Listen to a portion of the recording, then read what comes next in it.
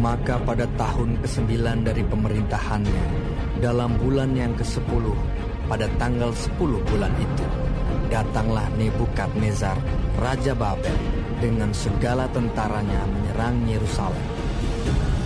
Ia berkemah mengepungnya dan mendirikan tembok pengepungan sekelilingnya. Demikianlah kota itu terkepung sampai tahun yang ke-11 zaman Raja Zedekia.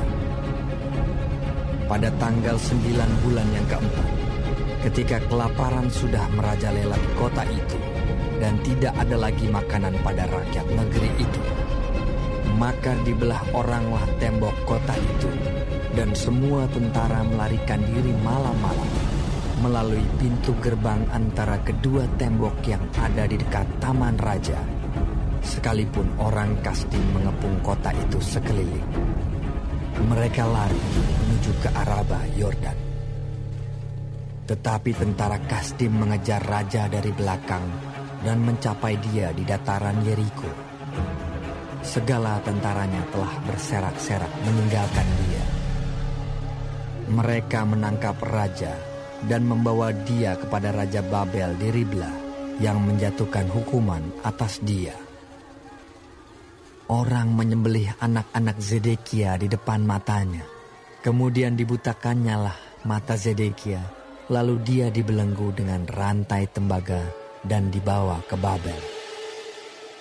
Dalam bulan yang kelima pada tanggal 7 bulan itu, itulah tahun ke-19 zaman Raja Nebukadnezar Raja Babel, datanglah Nebuzaradan, kepala pasukan pengawal, pegawai Raja Babel, ke Yerusalem.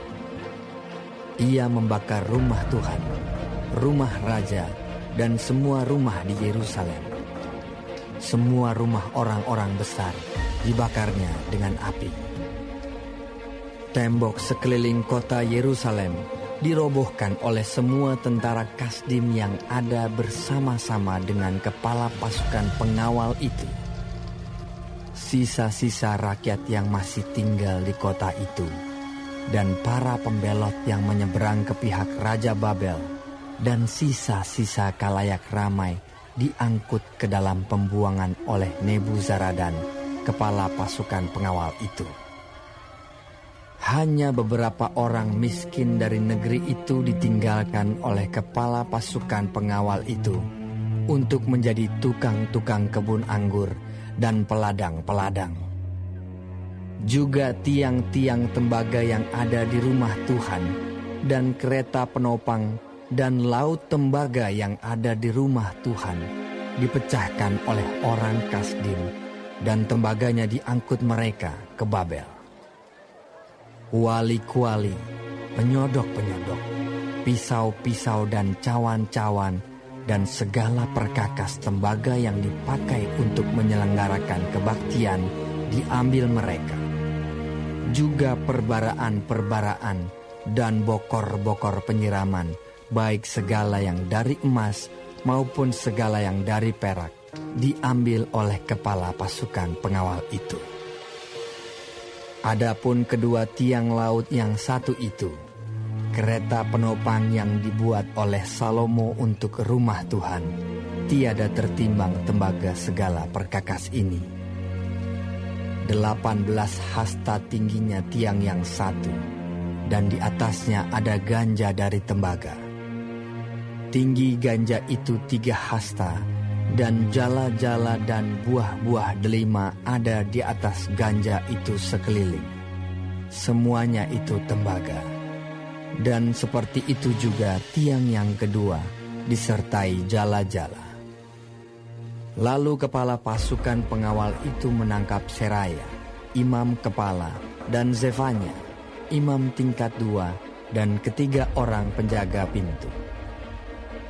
Dari kota itu ditangkapnya seorang pegawai istana yang diangkat mengepalai tentara, dan 5 orang pelayan pribadi raja yang terdapat di kota itu, dan panitera panglima tentara yang mengerahkan rakyat negeri menjadi tentara, dan 60 orang dari rakyat negeri yang terdapat di kota itu. Nebuzaradan, kepala pasukan pengawal, menangkap mereka dan membawa mereka kepada Raja Babel di Ribla. Lalu Raja Babel menyuruh membunuh mereka di Ribla, di tanah Hamat. Demikianlah orang Yehuda diangkut ke dalam pembuangan dari tanahnya. Tentang rakyat yang masih tinggal di tanah Yehuda, yang ditinggalkan oleh Nebukadnezar, Raja Babel, diangkatnyalah atas mereka Gedalia bin Ahikam bin Safan.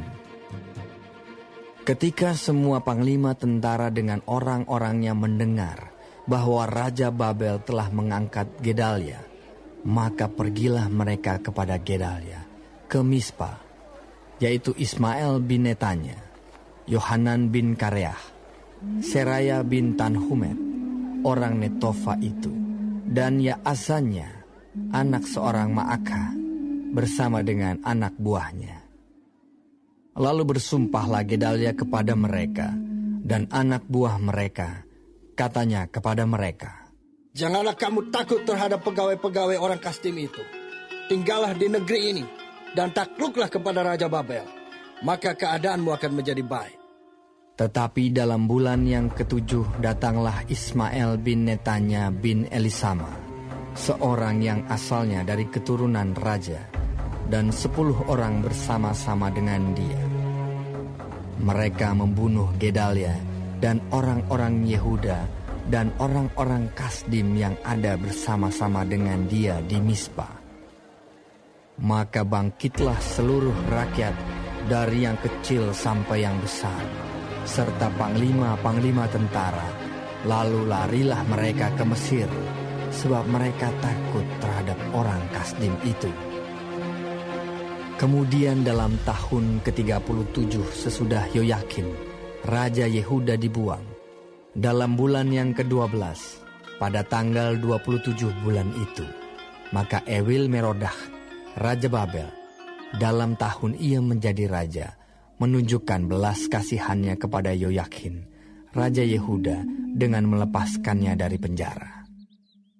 Ewil Merodah berbicara baik-baik dengan dia, dan memberi kedudukan kepadanya lebih tinggi daripada kedudukan raja-raja yang bersama-sama dengan dia di Babel. Ia boleh mengganti pakaian penjaranya dan boleh selalu makan roti di hadapan raja selama hidupnya. Dan tentang belanjanya, raja selalu memberikannya kepadanya sekadar yang perlu tiap-tiap hari selama hidupnya.